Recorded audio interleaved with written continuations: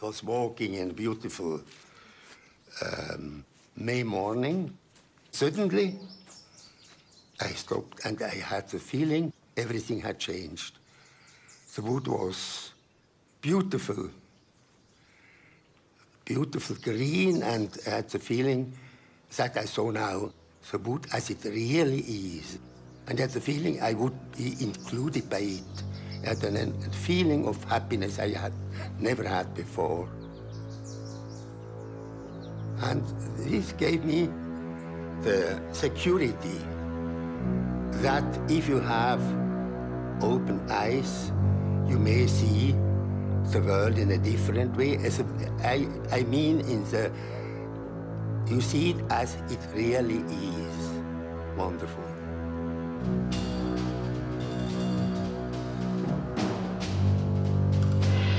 (1943). War rages across Europe.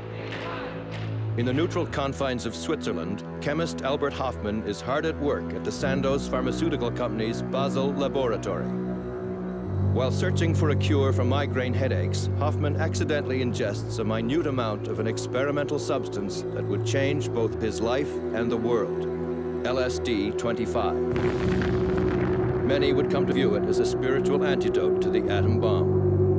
Before the decade is over, Sandoz has sent Hoffman's discovery to researchers and psychiatrists all over the world for testing. Research projects spring up in such places as Canada, the US, England, and Czechoslovakia. One day we got a large box full of ampules, and it was LSD. And there was an accompanying letter that said this was a very fascinating substance, discovered practically by accident. Dr. Hoffman, the discoverer, likes to call it serendipity rather than accident. When I discovered LSD, it was believed it was a product of laboratory. And then we discovered that these compounds had existed already for thousands of years in the plant kingdom. Not exactly LSD, but practically. When he intoxicated himself, accidentally discovered that this was a very, very powerful psychoactive substance. Then he confirmed it in a planned self-experiment. Being a cautious man, I started with a very, very little amount, only with a quarter of a milligram. I tested, and then I had I could say a terrible experience. We take a long time to get used to our world when we're. We take many years, in fact, learning about it and learning how to behave there. And when it changes suddenly and dramatically, we may not like this. After some hours, when I was laying in the bed, I came back. I came back for a foreign existence.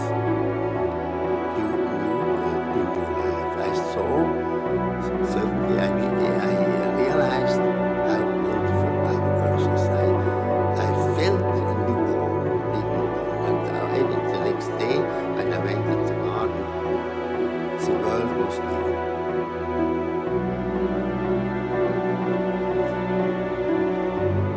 Just what is LSD and what does it do? The effect is somewhat like looking through a microscope. Suddenly, when you look through a microscope, you discover that there's an invisible world around you that you hadn't known about before you did it.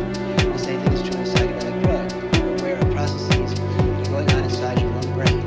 You're aware of the exchange of energies that are going on between your sense organs and the energies around them that you were aware of before. Generally, you have no hallucination with LSD. Hallucination is if you see something which does not exist.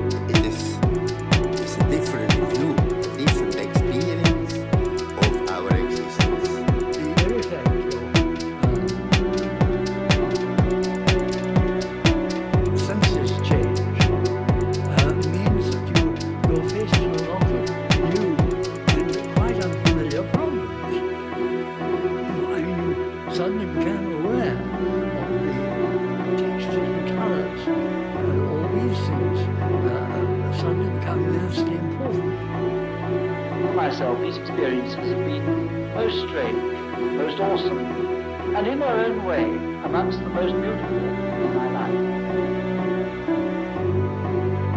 A sense of special significance began to invest everything. Everything was brilliantly sharp and significant. If I fixed my attention on a flower, I felt that I could spend all day contemplating it. Phrases such as, I've seen with the eye of the world, the eye of the newborn and the new babe, sprang to my tongue, apparently without instruction.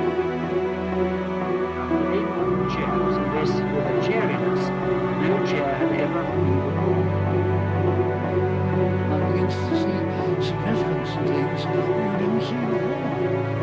Many people become aware of a quite different world.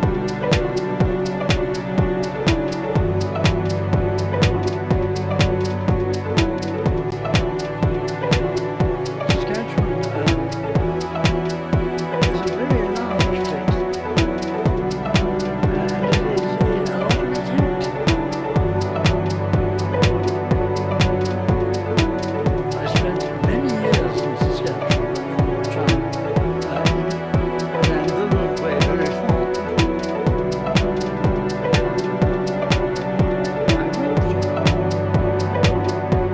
went as clinical director of this large mental hospital.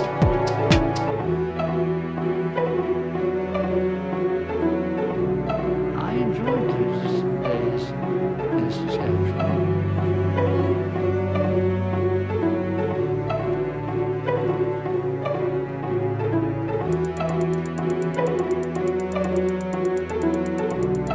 New chemicals allow us to experience some of the unbelievably unpleasant and sometimes quite terrifying mental agonies of the schizophrenic patient. To some extent, to put ourselves in his shoes for a few hours. These people have terrible experiences. That's why they're so tense. We know that seemingly small errors made in caring for them will cause that tension to rise. It was a bad hospital. Every time you went there, you were surrounded by people who were yelling and shouting and gesticulating and making all sorts of noise. They were very sick, unhappy people. On the grounds at night, there was always shrieking and crying and screaming. You could hear it all over the place. Terrible place. It really was. We found ourselves landing in this decrepit hospital and a demoralized staff. As it turned out, they were a lot better than many people believed. They were decent and humane prairie people. They did a very good job.